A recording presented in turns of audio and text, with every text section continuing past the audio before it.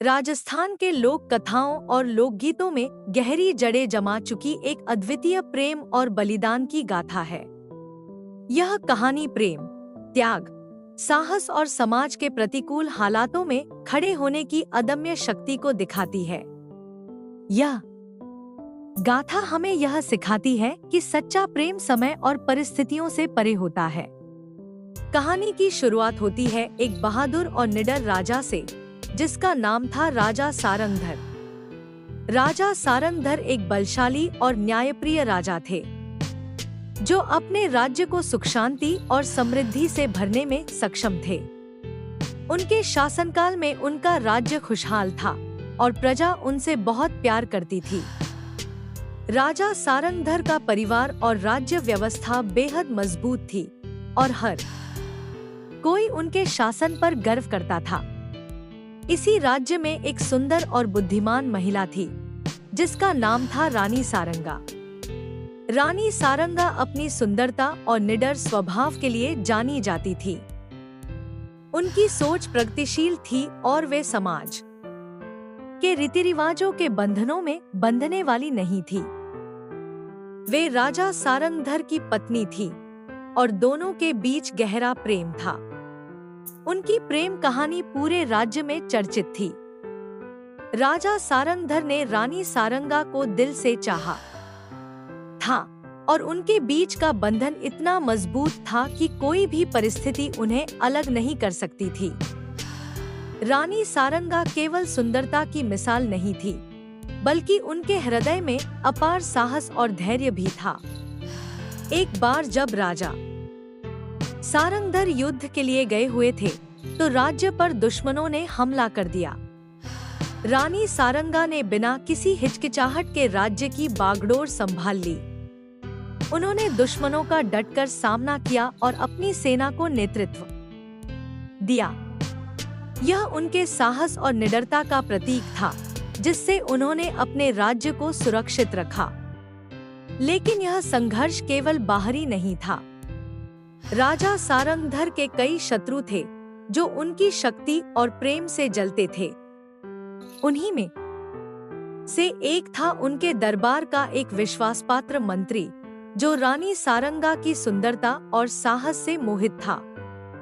वह हमेशा रानी सारंगा को पाने की इच्छा रखता था, लेकिन उसके मन में छल और धोखे की भावना थी। उसने राजा के खिलाफ षड्यंत्र रचा और उन्हें युद्ध के दौरान मारने की योजना बनाई। षड्यंत्रकारियों ने अपने कुटिल योजना को अंजाम दिया और राजा सारंगधर को युद्ध के मैदान में ही मार दिया। रानी सारंगा को जब इस घटना की खबर मिली, तो उनके दिल पर गहरा आघात हुआ। उनके लिए यह सिर्फ अपने पति को खोना नहीं था, बल्कि उनके जीवन का सबसे बड़ा सहारा उनसे छिन गया था। रानी सारंगा ने राजा सारंगधर की मृत्यु के बाद भी हार नहीं मानी। उन्होंने अपने राज्य को बचाने के लिए हर संभव प्रयास किया। उन्होंने अपने दुख और आंसुओं को छिपाकर अपने राज्य के लोगों के लिए लड़ाई लड़ी। राजा सारंगधर की मृत्यु के बाद दुश्मनों ने रानी सारंगा को कमजोर समझा और राज्य पर अधिकार करने की योजना बनाई। लेकिन रानी सारंगा इतनी आसानी से हार मानने वाली नहीं थी। उन्होंने अपनी प्रजा को संगठित किया और दुश्मनों के खिलाफ कड़ा प्रतिरोध किया। रानी सारंगा का साहस और नेतृत्व अद्वितीय था, लेकिन अंततः वे अपने दुश्मनों के खिलाफ अकेली पड़ गईं। दुश्मनों ने उन्हें पकड़ने की कोशिश की, लेकिन रानी सारंगा ने यह तय कर लिया था कि वे अपनी स्वतंत्रता को खोने से पहले अपनी जान दे देंगी। रानी सारंगा ने अपने सम्मान और स्वाभिमान की रक्षा के लिए जौहर करने का निर्णय लिया। जौहर उस समय के राजपूतों में एक प्रथा थी, जिसमें महिलाएं अपनी अस्मिता की रक्षा के लिए आत्मदाह कर लेती थीं, ताकि वे दुश्मनों के हाथों में न पड़े। रानी सारंगा ने राज्य की अन्य महिलाओं के साथ मिलकर इस बलिदान को अंजाम दिया। यह उनके साहस और स्वाभिमान का प्रतीक था।